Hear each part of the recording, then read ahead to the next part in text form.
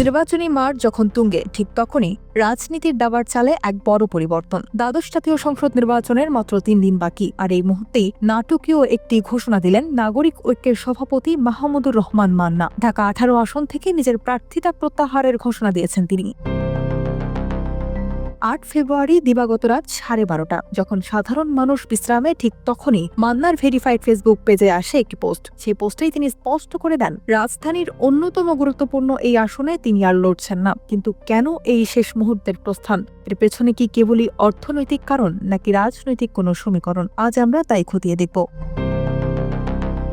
মান্না বর্তমানে অবস্থান করছেন নিজের জন্মভূমি বগুড়ায়। সেখান থেকেই তিনি জানিয়েছেন তার এই সিদ্ধান্তের কথা। তার ফেসবুক পোস্টের মূল বক্তব্য ছিল নির্বাচনী ব্যয়ের সক্ষমতা নিয়ে। মান্না লিখেছেন, ঢাকা ১৮ একটি বিশাল নির্বাচনী এলাকা, ৭.৫টি থানা এবং প্রায় ৬.৫ লক্ষ ভোটার এই আসনে। বর্তমান বাস্তবতায় নির্বাচন এতটাই ব্যয়বহুল যে সেই ব্যয় নির্বাহ করা তার পক্ষে সম্ভব নয়। একজন প্রবীণ রাজনীতিক, যিনি ডাকসুর ২ বারের ভিপি ছিলেন, তার মুখে এই অর্থনৈতিক সংকটের কথা অনেককেই ভাবিয়ে তুলছে। রাজনীতির মাঠে অর্থের ঝনঝনানির কাছে কি তবে আদর্শিক লড়াইয়ের ম্লান হয়ে যাচ্ছে? মান্না সরাসরি স্বীকার করেছেন, এত বড় এলাকায় নির্বাচনী প্রচারণা চালানোর মতো আর্থিক সঙ্গতি তার নেই, আর এ কারণে ভোটারদের কাছে দুঃখ প্রকাশ করে তিনি মাঠ ছেড়েছেন।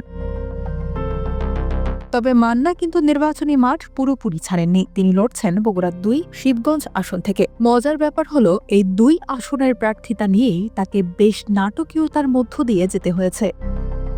বগুড়া ২ আসনে শুরুতে ঋণ খেলাপির অভিযোগে তার প্রার্থিতা বাতিল করেছিল রিটার্নিং কর্মকর্তা। অনেকেই ভেবেছিলেন মান্নার এবারে নির্বাচন হয়তো ওখানেই শেষ, কিন্তু তিনি দমে যাননি। নির্বাচন কমিশনের আপিল করে শেষ পর্যন্ত নিজের প্রার্থিতা ফিরে পান তিনি।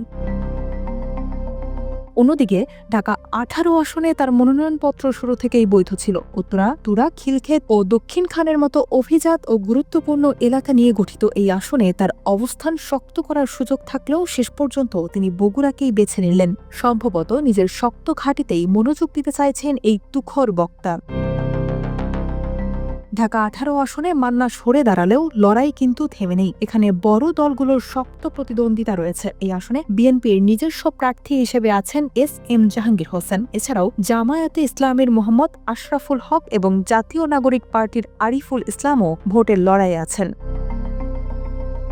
একই অবস্থা বগুড়া ২ আসনেও। সেখানে বিএনপির প্রার্থী মীর শাহে আলম এবং জামায়াতের আবুল আজাদ মোহাম্মদ শাহানুজ্জামান লড়ছেন।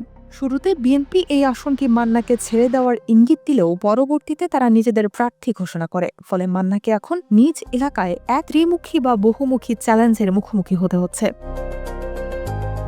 আওয়ামী লীগের এক সময়ের ডাক সাইটে নেতা মাহমুদুর রহমান মান্না এর আগেও একাধিকবার নির্বাচন করেছেন, তবে তার সংসদ সদস্য হওয়ার স্বপ্ন এখনো অপূর্ণ রয়ে গেছে। এবার ঢাকা থেকে সরে দাঁড়িয়ে বগুড়ায় সব শক্তি নিয়োগ করা কি তার জন্য সফলতার চাবিকাঠি হবে, নাকি অর্থের অভাব আর রাজনৈতিক মারপ্যাচে এবারও তাকে হতাশ হতে হবে?